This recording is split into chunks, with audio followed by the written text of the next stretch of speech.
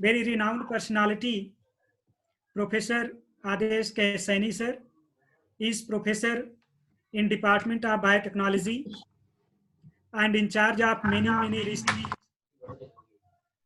administrative sections like research and development in MMDU. He has worked in very renowned institutions in India and abroad, having very good journals publication with a good impact factors, books, and his team is very learned, as I know on my behalf. So we are lucky having this kind of personality with us. So without taking his time, as he described, is quite more busy, as I know. Actually, he's busy, but he has given some time to us, and definitely we will learn a lot from him by his deliberation. So, sir, proceed ahead, and over to you, sir. Thank you so much, Dr. Sushil Upadhyay ji, for this very elaborative and this like introduction of mine. Thank you, Siddhartha ji, for Thank you, sir. inviting all the fraternity of our Theological Association. And I guess I'm also part of it now. So it's like an honor for me also being. I did my MSc in zoology from Kurukshetra University. I had this cytogenetic specialization. One of the renowned cytogeneticists, Professor J.S. Yadav. I worked with him. Then I moved to Delhi University for doing my PhD.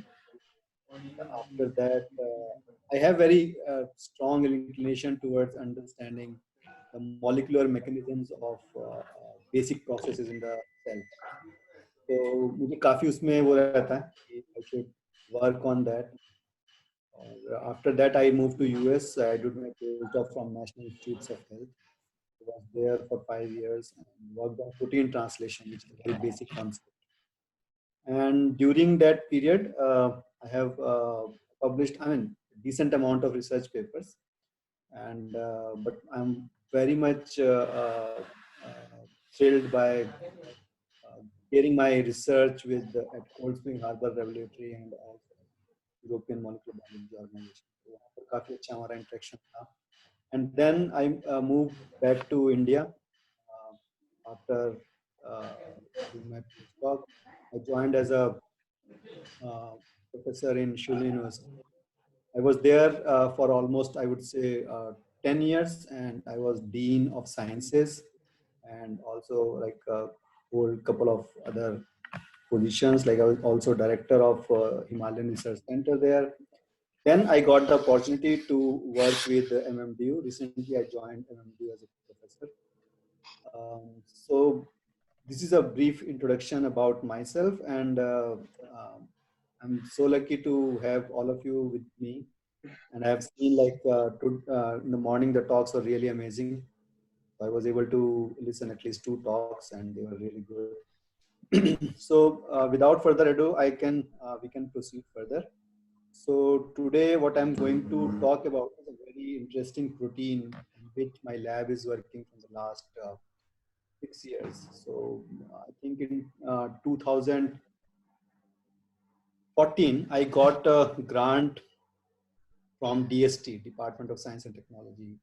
In addition, jointly with New Zealand agency MBIE. So I got this international grant where we have to study a protein, peroxidoxin.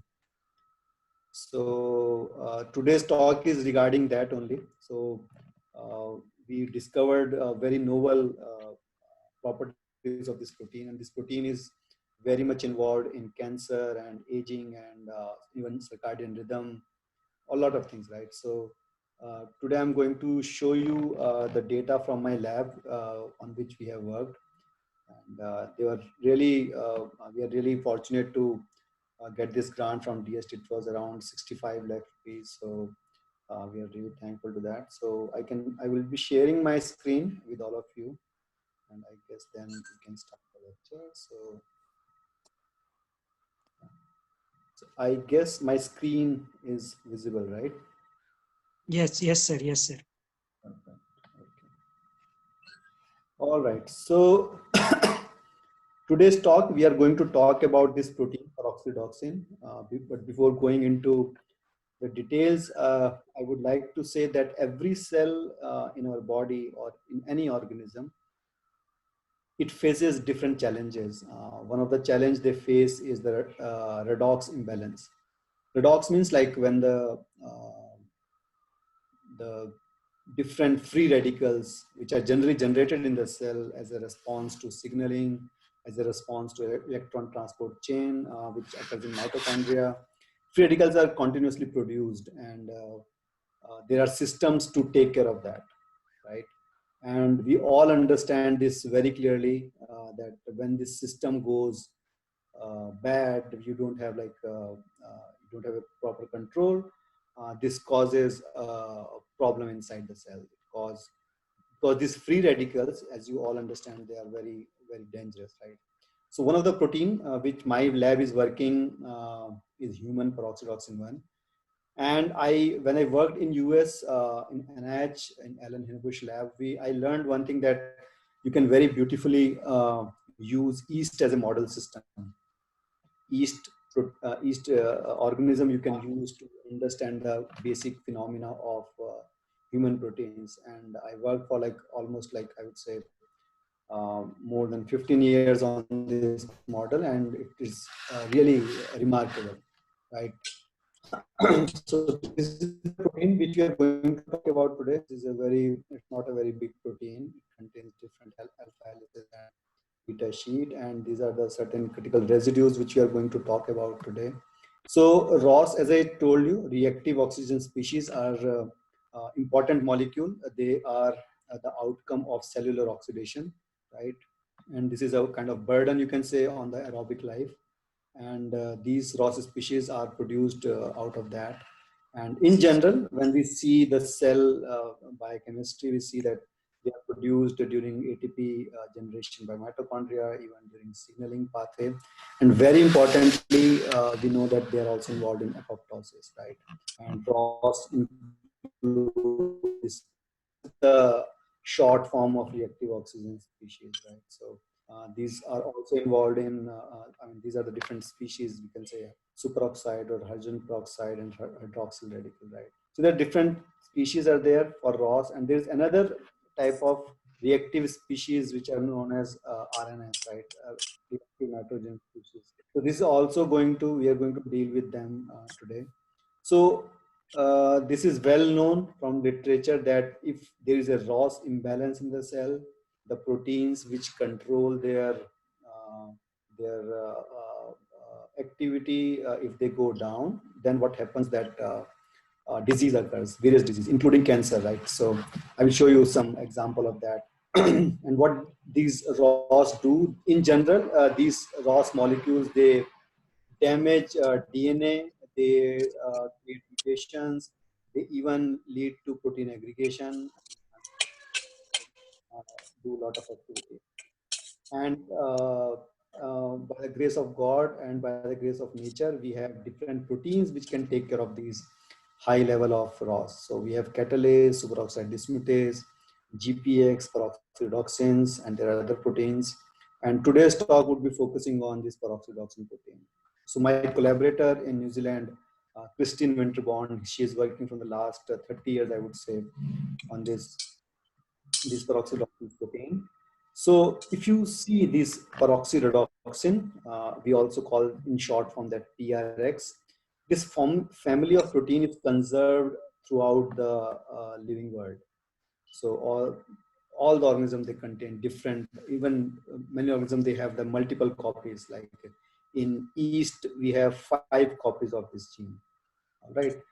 In the case of mammals, we have almost 6 types of peroxydoxins proteins, right? So these proteins play a very critical role. And also these proteins are localized, especially in a different compartment of the cell. All right, so this is it's a general information about these peroxydoxin proteins. And there are different classes of peroxydoxin proteins, so I'm not going to go into the detail, but what these proteins do, basically, they have a cysteine residue, right? Cysteine is a residue on the protein, which has and we all know, cysteine residue has this SH group, thiol group, right? So this SH group is very attractive towards this H2O2 and free radicals. So it absorbs those things and get oxidized, right? So there are different classes of peroxidoxins. So this is not the part of our discussion today, but in general, like I would say, like there are two cis peroxidoxin and atypical, typical, and one cis peroxidoxin, right? So if you see like how the cells absorb these say for example, if there is a cell, right? So if there's an increase in hydrogen peroxide or other free radicals, so what these proteins do, you can see over here, these proteins, they get oxidized, right? So these proteins, in general, they are in the SH form, right? So oxidation leads to this hydroxyl group generation on this protein, right? So I guess my cursor is visible, right? आप लोगों को cursor दिख रहा है शायद, है ना? Yes sir, दिखाई पड़ रही है. Walk through. So this hydroxyl group is oxidized by is in the oxidation state of this protein, and then this protein, if H2O2 levels are very high, they go to hyperoxidized stage, where this protein become very inactive, right? But in general, our cells, they have a very beautiful system where they convert this hydroxyl group is resolved by the disulfide bond formation, and these two proteins come together. So they make a dimer, right? And then this dimer is resolved by different proteins. So different other proteins, they reduce it to this form. So this is a general cycle of catalytic cycle of peroxidoxins. Besides this, they can also form high order structures of protein like decamer, they form, and which is also a part of this catalytic cycle. So we started working on these proteins, right? So, and we found that these proteins are, people found that there is a linkage of these proteins to H2O2 signaling, and they are also active at different questions. So when I started the work on this protein, I looked at literature and I found two very interesting properties, right?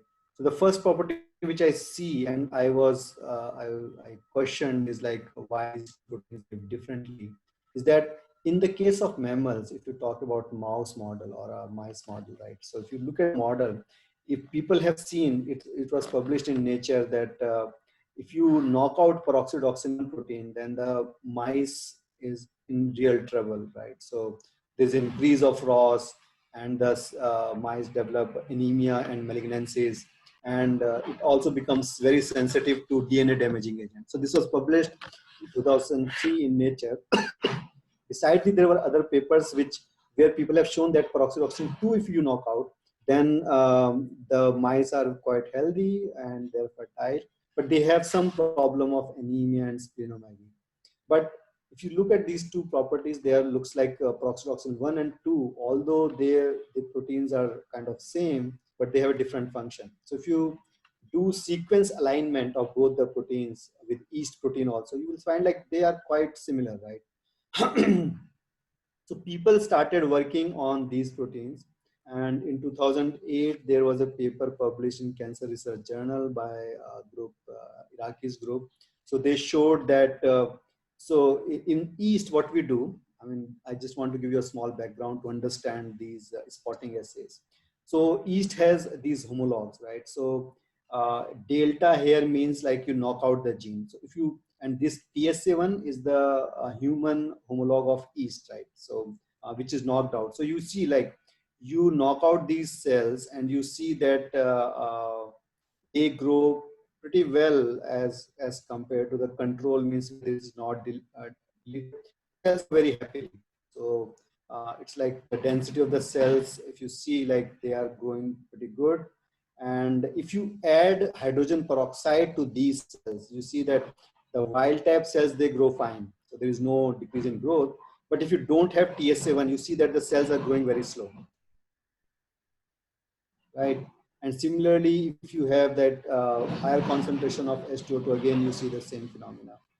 There is some tractor going on outside, so sorry for that. But And now, very interestingly, Iraqi showed that if you put human peroxydoxin 1, human proteins, into these cells, the cells, they acquire the same phenotype. So they again grow back fine. So this shows that in yeast, if you put a human protein and knock out the original protein, the human proteins, they work very well. So that's why I love this yeast genetics part, where the homologous proteins which are performing the similar functions, they can help us to understand the mechanism without sacrificing the animals or different challenges we face in cell lines. In this slide, you will also see that if you add human peroxydoxin 2, the cells are not so happy, right? So they do not able to combat the this oxidative stress, right? So the cells, they don't grow. So as compared to the wild type and peroxydoxin 1, the cells are quite slow. So at that time, people concluded that yes, this protein peroxydoxin 1 is the real homologue of TS7. So we also studied this protein, and so we knocked out two genes of yeast. One is TSA1 and TSA2. We knocked out both of them, and in my lab. So, and we found that again, the cells grow very slow on H2O2. You can see only one spot is growing, and the wild type, which has both the genes intact, they grow pretty good, right? So, ये काफी अच्छे से grow कर रहा है यहाँ पर. And then we also saw that these cells are also sensitive to nitrosative stress, which is given by SNP, right? Nitroglyceride. So, so it means, what we can interpret from this is that the cells require TSA1 gene and TSA2 gene to grow on, to combat, I would say, oxidative stress as well as the nitrosative stress. So my student, we started working on this, and we found the similar what Iraqi has found, that peroxydoxin 2, you see here that it is not able to grow human peroxydoxin 2. But if you have human peroxydoxin 1, then it can complement. Okay. And similarly, it is also true on the nitrosative stress. So we thought that this is going to be, again, we reconfirmed the data, and we started working on this protein. And another thing which I'm going to show you in a couple of slides is that we did the Western blot also of this protein. So what we found, if you do Western blot, and you see that this protein under no stress condition. So 0 means you do not have any stress, is in the dimer as well as in the monomer form. And if you recall, like I showed you the slide, it means that dimer is getting recycled again and again, and there is the cells are head. And as you increase the hydrogen peroxide concentration, the dimer concentration, it decreases. All right. And at 0.5 millimolar H2O2 concentration, the dimer is almost, it is decreased a lot, right? And at 1 and 2, you don't see dimer. So in this particular condition, we found that this protein is actually now get hyperoxidized. So I will just take you back to the slide. Yeah. So at lower hydrogen peroxide concentration, the dimer is able to be resolved. But when the concentration of hydrogen peroxide increases, then it goes to the hyperoxidized form. So we had antibody which can specifically recognize the hyperoxidized form of peroxydoxin 1 and 2, both of them. So we found that at 2 millimolar, the protein is actually in the hyperoxidized form.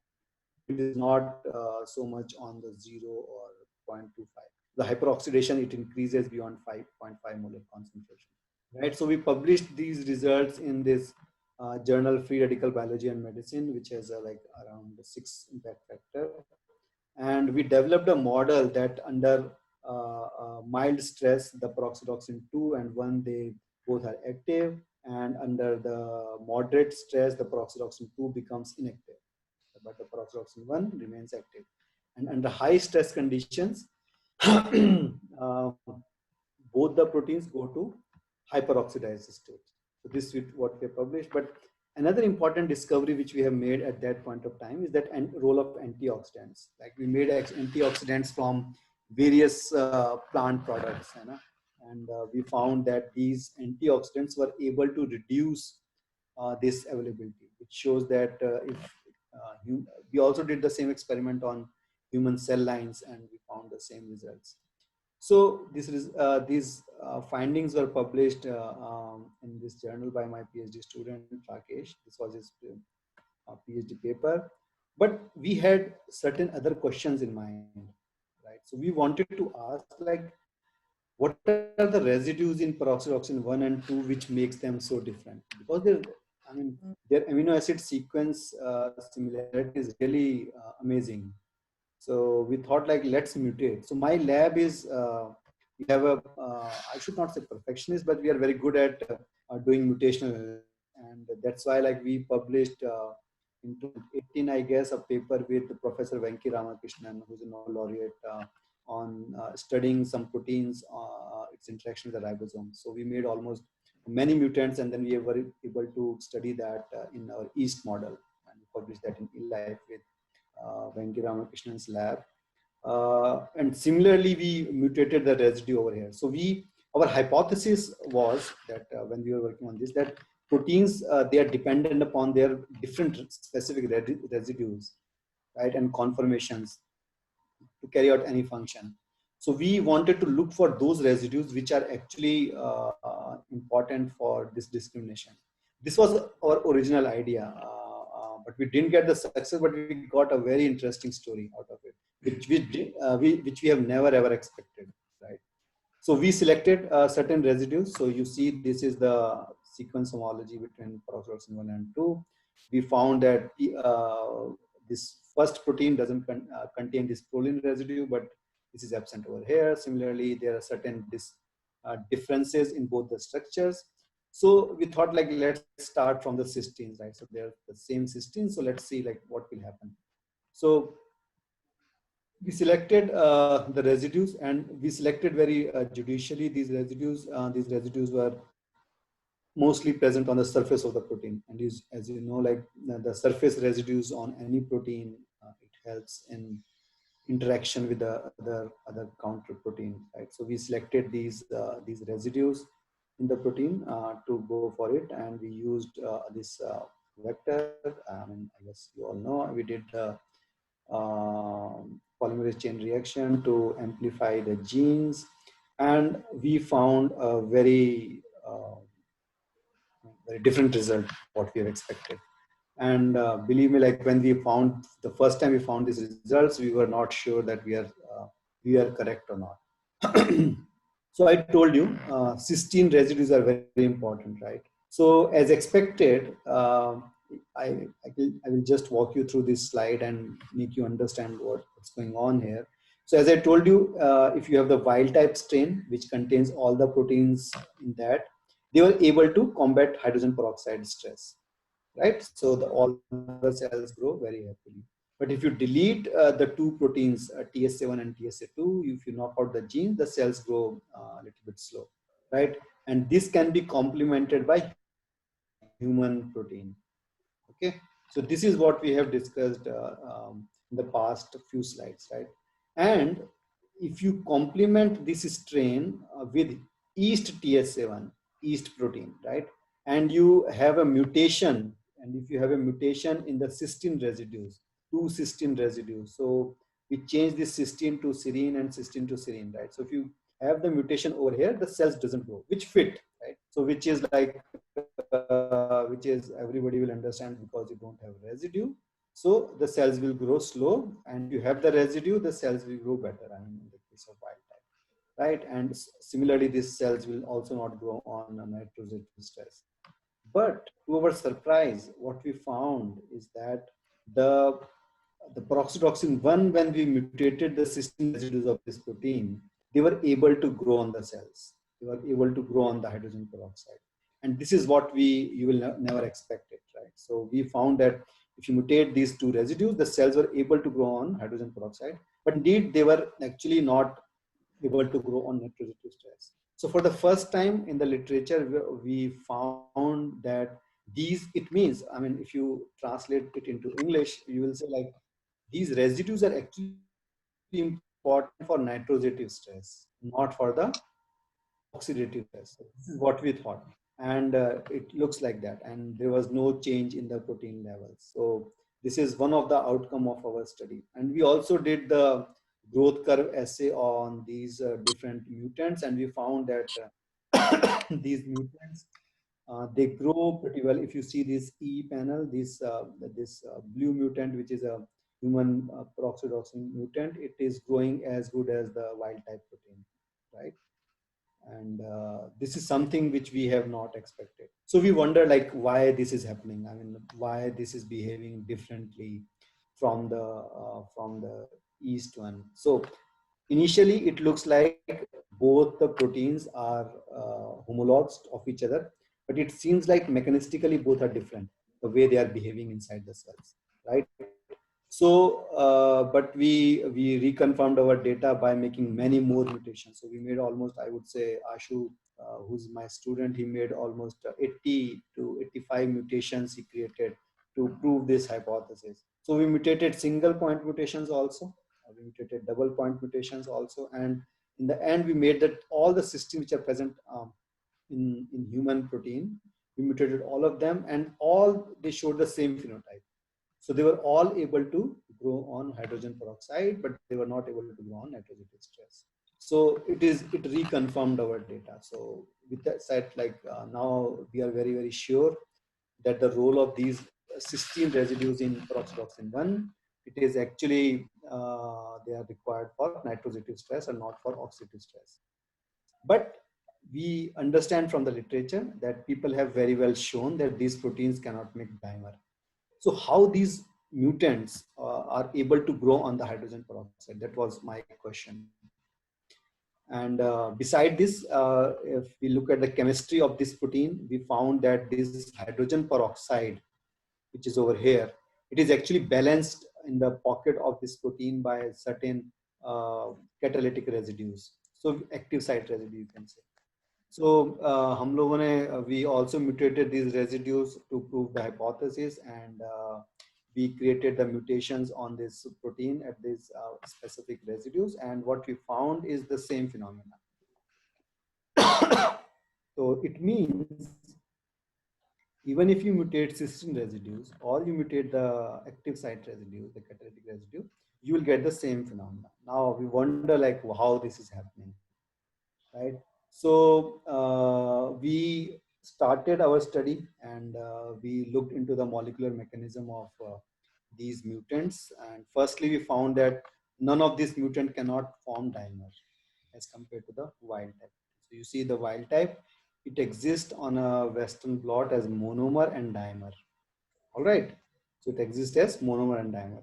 And when you do this hydrogen peroxide, if you add, the dimer converts into monomer.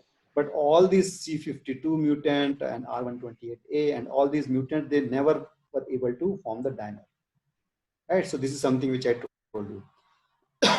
Similarly, you can imagine that when these residues cannot form dimer, then they will also not be able to form the hyperoxidized form of the protein. So we also found that it is not able to hyperoxidize these residues. But the real question is then how the cells are surviving, right? So this was a big question before my lab, like when I presented this data at East meeting in JNU, we were like wondering how these cells are surviving. So it was a critical question. So we confirmed this data by confocal microscopy also, and we found that yes, these mutants were able to quench the hydrogen peroxide in the cells. So this is DCF fluorescence, and we found that if you have high level of, you add this protein peroxidoxin 1, the cells were able to survive, and the green fluorescence, it goes away, and the cells are happy and there is no redox stress. And this is same is true for both the mutants. It means that even if we look on the plate where I showed you spotting assay, even if we look at to the Western blot or the confocal microscopy, the cells looks very happy, right? So they do not have any stress. So we looked at the literature, and people suggested that there are other proteins also which perform this function. So we thought like might be there how these proteins are behaving in our case. So we did the RT-PCR expression of these genes. So we looked at SOD1 and GPX1, and we found that these proteins, human peroxydoxin 1, and also the mutants are able to increase the expression of SOD1 and GPX1. So we thought like, yes, this is the mechanism, this could be possible, which is absent, with this property is absent in the wild type cells, which contain TSA1, right? You see there is no increase in the level of SOD1. But the moment you have this peroxydoxin 1, it increases the level. And जैसे ही आप उसमें H2 डालते हैं, then again the level goes up for the fold high. So this could be one mechanism where these proteins has another role in increasing the expression of other genes. So this was our previous model, where we talked about. But our new model suggests that these proteins, they are able to form these inactive monomers, but at the same time, these inactive monomers were able to increase the expression of other genes. And so we resolved this theory.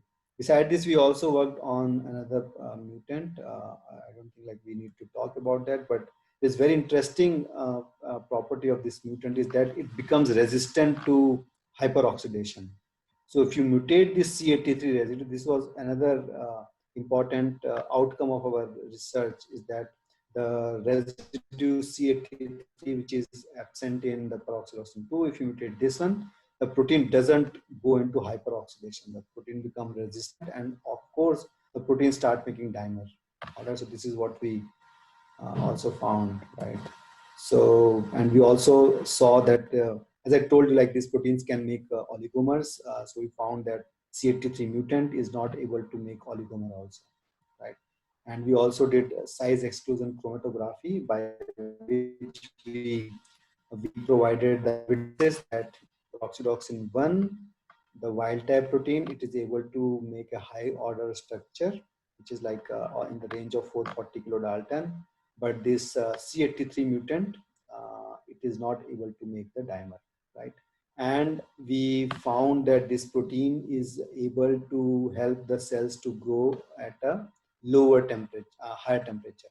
And and when the protein is able to grow at the higher temperature, it means it has some role to play in the chaperone function, right? So when you mutate this C83, the cells grow quite slow. So somehow, because this protein, human peroxydoxin 1, has another role in chaperone function, right? And this protein, and this is one of the assay which we do for chaperone function, and chaperone function is related to this residue C83. So in nutshell, what I want to say that the one of the critical role of this protein is actually in controlling the nitrosative stress, and secondly, the oligomerization is very important in the chaperone function, because if you mutate residues which doesn't allow the oligomers to be formed, then the cells become stressed on high temperature, and they lose their chaperone function. So these outcomes were very novel, and for the first time we showed it over here. And this paper was recently published in 2020 in Redox Biology Journal, which has an impact factor of almost 10. And this study we published from Maharishi Markandeeshwar University, and this was really amazing to do that. So this is my lab, who actually worked with me day and night. And Ashu, he's the one who actually did this work. Rakesh, he started working on peroxydoxins. Rest of the people, they are working on different aspects. Like Arun, he works on nanoparticles and biofertilizer and biocontrol agents. And Dipanjali also works on nanoparticles. And Priyanka, she works with with certain proteins which are involved in cancer and protein translation. And, so this is my small lab, and I would like to acknowledge our funding agency, DST and MBIE, who worked with us. I'm also thankful to Dr. Deepak Sharma, who's my very close friend, and also a faculty at Intech Chandigarh, and Professor Christine and Dr. Veena, who helped us in cell and experiments. So that's all, and thank you so much for patiently listening to me. I hope this story looks interesting to you. Yeah, so thank you very much. Thank you, sir. Thank you very much for such illuminating talk. Yeah. We have enjoyed it Yeah, more than expected. yeah, it's a collective We have learned a lot, molecule biology. various kinds of techniques you have elaborated from A to Z. And I suppose it will give a path to the young learners also, how we can proceed, what kind of the chemicals and the molecules responsible for such interesting activity leading to the health and sustainability. So we have got more and more things from your excellent talk, sir. Now I would like to invite Professor Sharma, sir, for kind words about the speaker, sir. Sir, over to you, sir. Thank you, Dr. Sani. I had an opportunity to listen to your talk for the first time, I guess, when you joined here. It was really, really excellent. The kind of the slides and the clarity of the slides were par excellence. It's really, really nice. Thank you, and congratulations that you published your work in such a high quality journals. So congratulations and keep it up. And I had a very interesting thought on this peroxyredoxins. Actually, what happened once with me was I was in Central Research Institute, Kasauli, and I got exposed to, my eyes got exposed to UV there. And then I had an opportunity to learn about some